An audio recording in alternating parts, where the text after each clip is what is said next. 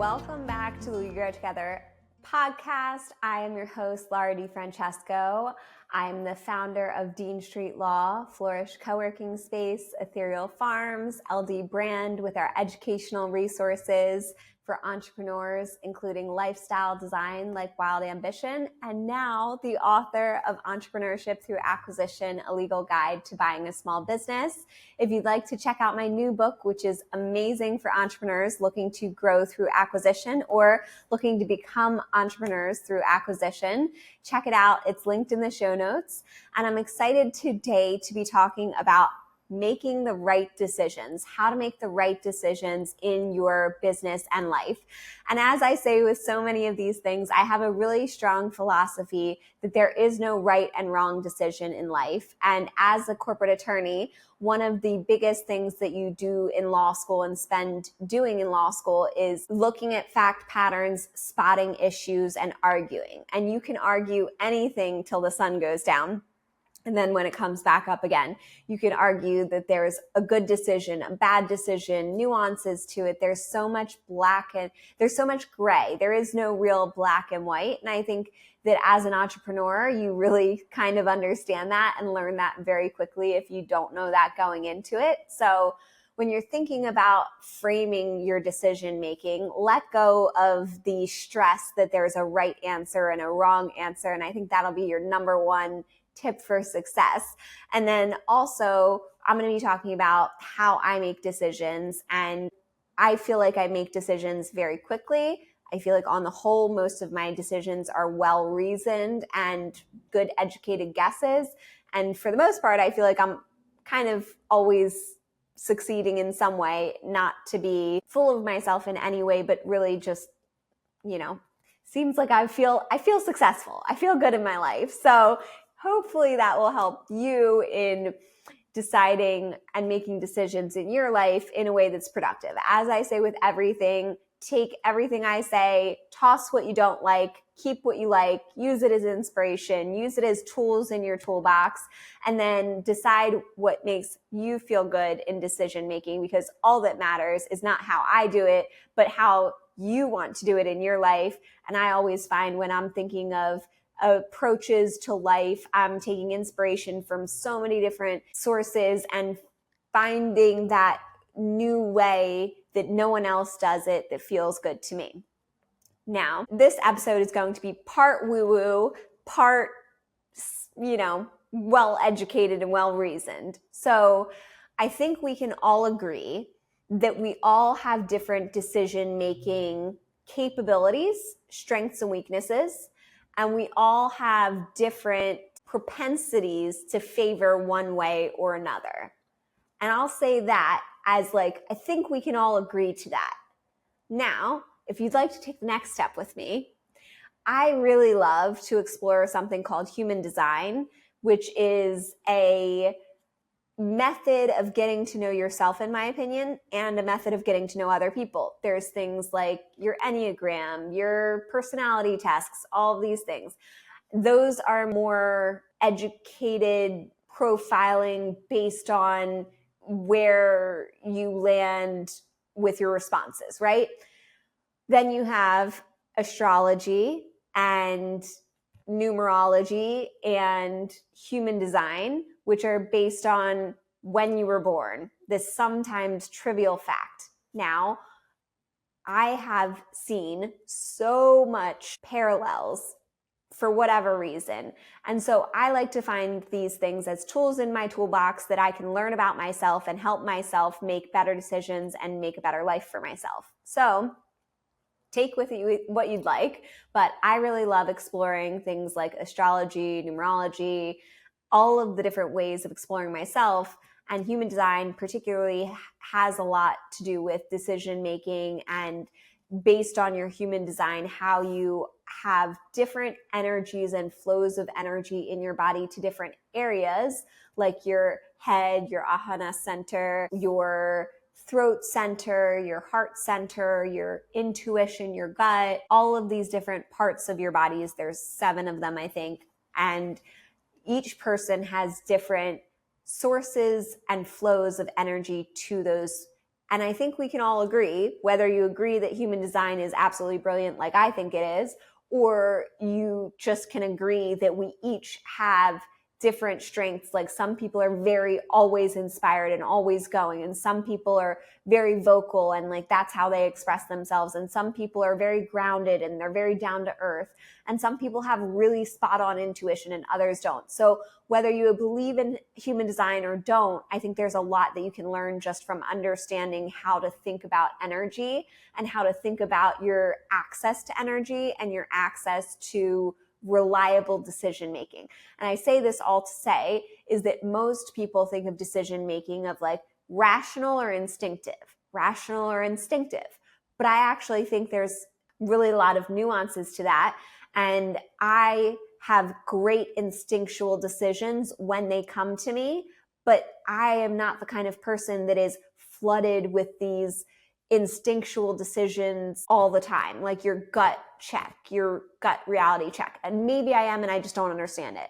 But I can tell you the reason I do not do hiring decisions in our business is because I am too flawed at making hiring decisions. I see everybody as being their potential in life and the amazing things that they can do and how I can support them and how we can support each other. And I'm just too glass half full person to make actually good hiring decisions. So I've decided that that's a decision I don't need to make in life. So, when you're thinking about decision making as a whole, understanding your strengths and weaknesses and your potential in certain areas and preferences for certain areas is really important. And then also in that, decide what you don't need to be the decision maker for, because I truly believe you have a certain amount of decision-making power. And that could be like your energy for the day, if you want to equate it to that, your Duracell battery for the day. And the more decisions that you make and the more hard decisions that you make, the more fatigued you will be.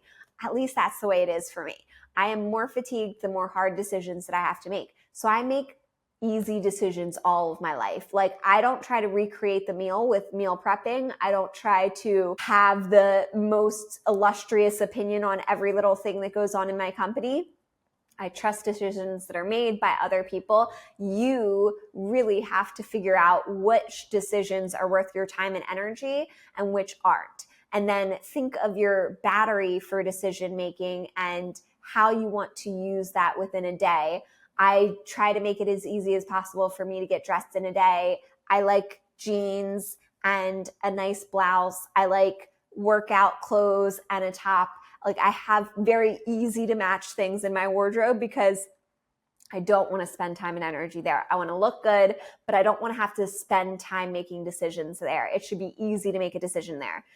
I try to make decision making as easy as possible in as many scenarios as possible because I know I've got some heavy hitters that I hit on a daily basis, and I can't be like wasting my time and energy making all these mini decisions. So for me, I'm blasting through life, and maybe that means that I'm making a lot of instinctual decisions that I don't think that I'm making, but I just don't think that I am a very good, like I have someone asks me a question and I have a gut instinct. I have a lot of opinions, but I don't have a gut instinct. So when you're thinking about decision making, decide which decisions you need to make, what's worth your time, which decisions you don't need to make. That'll make your life a lot easier.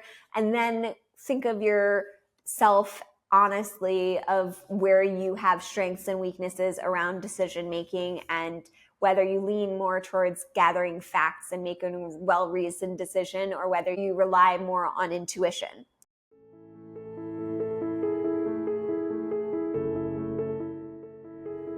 When I was starting my business, I needed a place to create, a place that filled me from the inside out, somewhere that inspired me, helped me make content, a place where I could go to get good work done and host events, gather in community, celebrate one another, host family and friends for gatherings. So I created Flourish Co-working Space in Westchester, Pennsylvania.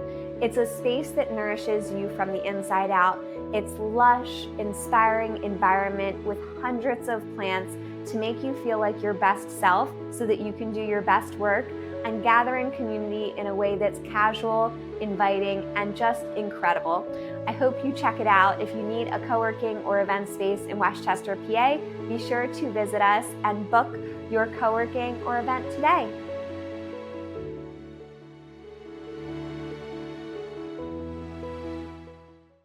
So intuition, I think, is something that some people have all the time and other people have at certain times. And when you have good intuition, listen to it, whether it comes and goes or whether it is there all the time for you. Use it when you can. I think it's going to make your decision-making processes a lot easier. I always try, when I'm balancing making a decision, I'm balancing like snap, quick decisions, reaction decisions. Most of my decisions I don't need to think about because I am so opinionated and so decisive and know what I want that it's very clear to me. If it aligns with what I want, it's good. If it doesn't align with what I want, it's bad. Like, that's as simple as it is. And I don't have to overcomplicate it and explain to anybody my reasoning why. Thankfully, I'm an entrepreneur and the boss, and I get to decide that. So for me, that's very clear and easy. But when a deal or when a decision or when a response requires more consideration, then I take the time to be more well-reasoned. So for me, I get away with everything that I can instinctually. And then when it feels like there's more importance to it, it feels like I don't have as much of an intuition or a decisiveness to it, then that's when I go for more fact gathering and gather more information that I need to make an educated guess, because decision making is all guessing, and you hope that you make more decisions that are good decisions than are bad decisions. And on the whole, that's what your goal is as an entrepreneur. That's what your goal is in life, but there is no guarantee. So you always want to balance the need for speed, the need for reaction, the cost benefit analysis of inaction and research versus action. I will say, in my family dynamic alone, it's very clear, like, who are the decisive people, who are the people who are thinking and planning and taking their time. And I think you got to do both. I think you have to be well versed in what you can be decisive about. I am very much someone who will not buy something until I've looked at 100 things to buy the right one. But if I find the right one in the first or second thing that I'm looking at, I'm like, yes, that's it, let's go. But that's because I have a very clear vision in my mind of where I'm going. And so perhaps your decisiveness is not your lack of research and decision making and pros and cons and weighing it. Perhaps it's that you need to spend more time getting more clear on what you need to get clear on to have that vision and direction. So that's something that I'm always working on, which I think makes decision making a lot easier for me. So do you rely on your intuition versus rely on facts? In my opinion, if you have that intuition and it's telling you to go somewhere, I trust it. Like, I think that our instincts are everything and they've brought us where they are. And then I rely on fact gathering if that's not immediately there, or if it's too important, or if it is something that's going to cost me heavily if I get it wrong. Then that's when I double back and say, okay, well, what information do I need to make a good decision here? What information do I have? What time do I need to make this decision? What's the consequence of not making it? What's the consequence of making it? And really gathering all of that information. And then the next thing to think about is whether you can trust the information that you're gathering. So I am constantly thinking about every bit of information and asking, through which lens does that information come? Because every bit of information is in some way biased, some way or another. Someone has an opinion, someone has a thought, someone has information. It's not complete. You're never going to have the full picture, but you have to be investigative and put your Sherlock Holmes hat on, or your Enola Holmes hat on, and decide what information is enough information, where your information is coming from, whether that information is valid or something that you need to check on or counteract in some way. But know that every single person telling you something has some sort of agenda and some sort of bias, whether they communicate it or not. And it's your job to understand the filter through which all of the information that you collect is. And sometimes it's not even worth thinking about, but other times it's very important to consider, especially when you're talking about big financial decisions, market analysis, all of those statistics. I mean, if you took a statistics class, I hope you found that the first thing that you should be asking is, well, what set of data is this coming from?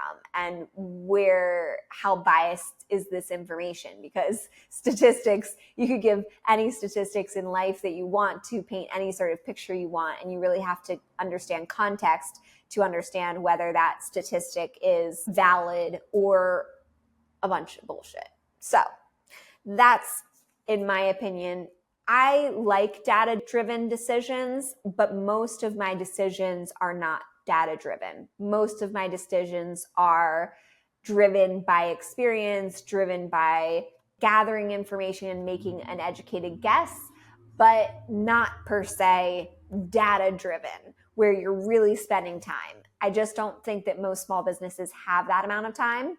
And I just don't think that the bets that they're making should be so big that they require that amount of data. Now, if you get into private equity, if you get into big allocations of capital and all that kind of stuff, the cost for making those decisions incorrectly and not getting the result that you want is considerably more. So at that point, you're going to need data and making data-driven decisions. But I do a lot of key performance indicators, and I track a lot of key performance indicators in our businesses: emails, open rates, followings, number of consultations made, amount of revenue generated. I track all of that. So I'm not saying that I am not a data-driven person. I am just saying that is one of many elements that I'm taking into consideration when I'm making a decision. And it does not oftentimes even consider 20% of the decision. So I'm taking all this information and saying, yep, and that's history, and that's looking backwards, and that's not projecting forwards, and this is my vision. And so what then do I need to do to take me from history to future? To me, my future is a lot more indicative of where I need to go and what I need to do than data that's collected. Because if it's been collected, most of the time, then it will have already been experienced. It's historical data. And then if it's some data that's going to be prospective data, whether that's pro formas, those are all things that I take with a grain of salt. So any sort of data that I'm gathering is, for most part, going to be less than 20% of my decision. But it can be necessary, and it's always educational, even if it's not the end all be all and the reason that you make a decision. It is the part of forming a decision. So I always like to talk about business plans, and people say that they need a business plan, or, investors want to see business plans. And I say that is fine. I believe in business plans. We have 60 days to launch your business. We have a whole framework for creating a business plan that you can explore in there. The issue is that people think that the business plan is the operating plan, and it's not. A business plan is like your MapQuest directions that you print it out, and it tells you to go 0.8 miles and turn left. Well, if there's a cat crossing the road, you're not just going to go 0.8 miles and go left. You're going to slow down, yield to the cat, make sure it gets crossed safely, perhaps stop all traffic, make it get across the road safely, and then you're going to proceed forward.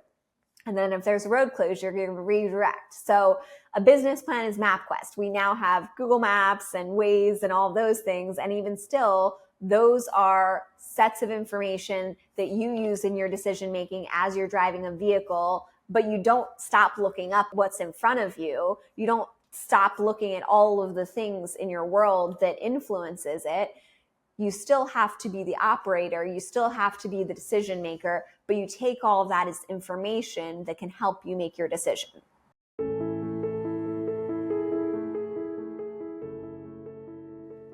The number one question I'm asked is, how do I do all the things I do? So I put this into a course, a workbook, and a workshop where you can find all the little details about how I do this on a daily basis. And I've called it the Wild Ambition Lifestyle Design Course, Workbook, and Workshop. Transform your dreams into reality with guided vision setting, storyboarding, journaling, and all the tools I use to bring my dreams to life with over 100 lessons, 200 plus pages of workbooks, and lifetime access so you can return to it whenever you need to. The course itself is that iterative process of how we continue to evolve over time to be the best version of ourselves. If you are an ambitious individual, if you want to make your dreams come true, I think you'll really love Wild Ambition, and I encourage you to check it out in the show notes. Start your journey today. Enroll now to dream and live with Wild Ambition.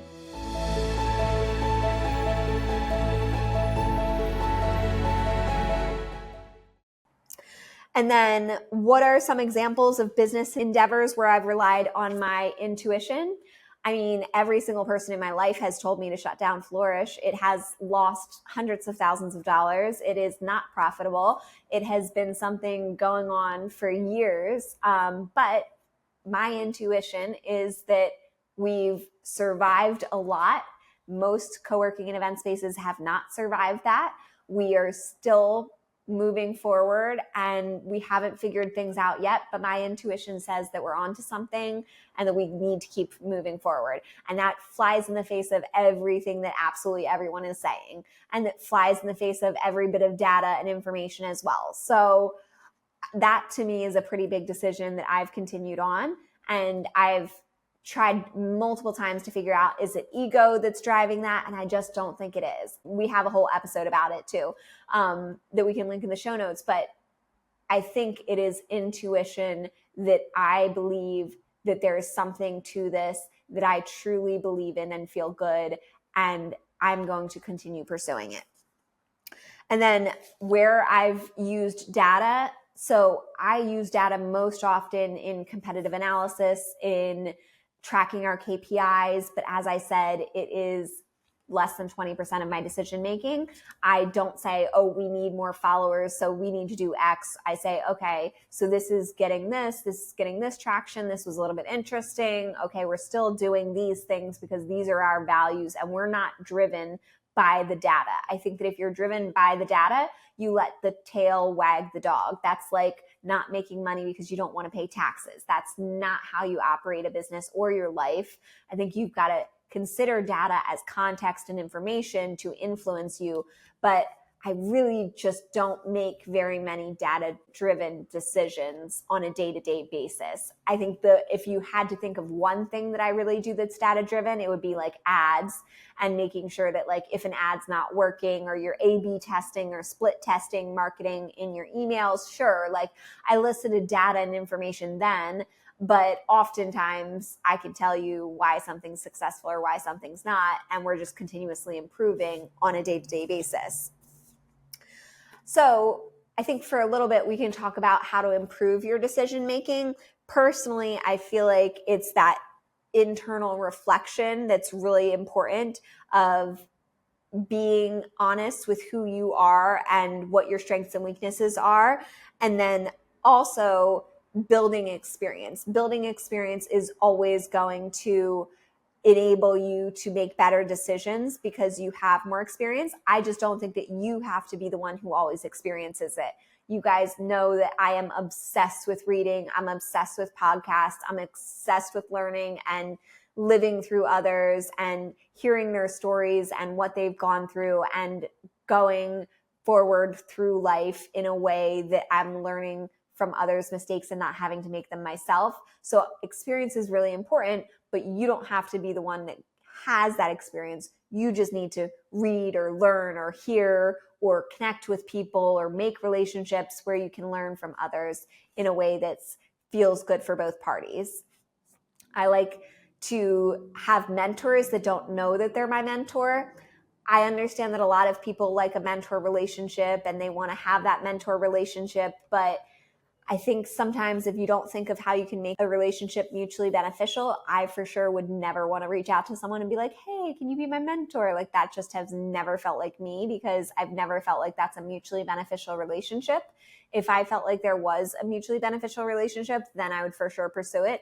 I do like to have like base camp with Shelly or like conversations with my entrepreneur friends, and we share our experiences with each other very candidly. And I think that's a great way to use fellow entrepreneurs or fellow friends or something like that to share. I also talk through a lot of the things that are on my mind, whether that be to my sisters or James or my family or whatever, to Molly, who's my biggest supporter. She's like sleeping in the back. Oh, I can't turn you so easily. Forgot you're on a tripod.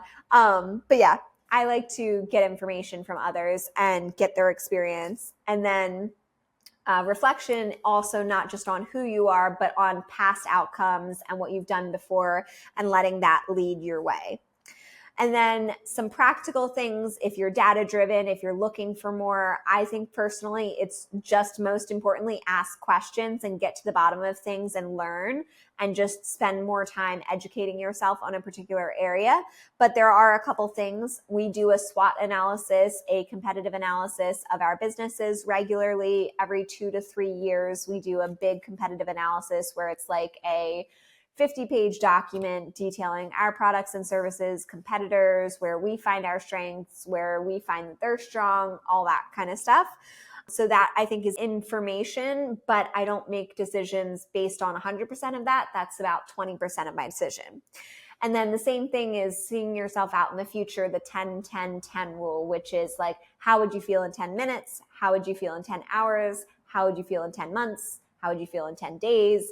That sort of thing. So for me, that's really clear because I'm always thinking about what's my vision, where am I going, how does this align with where I'm going? So that is a huge part. I would say that's more like 80% of my decision making. And then your pros versus cons. For the most part, I think you can argue pros and cons so many different ways. We definitely use them in business. I use them in decision making. But again, that's more like my information gathering, and that's going to be like a 20% influence.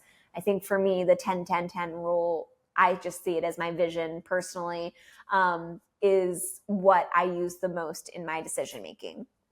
I hope that this episode has been helpful. I'd love to hear how you make decisions, how you make mistakes, how you learn from them. I think, as I've said before, as our philosophy of the podcast is, we grow together. We grow by sharing each other's stories. And likewise, I'd love to hear who you'd love to hear on the podcast next. And be sure to subscribe, leave us a 5-star review, comment what you'd like to see next, share on social media with your friends, and tag us at Laura M. DiFrancesco, at Flourish Westchester. And be sure to check out my new book, Entrepreneurship Through Acquisition, a legal guide to buying a small business.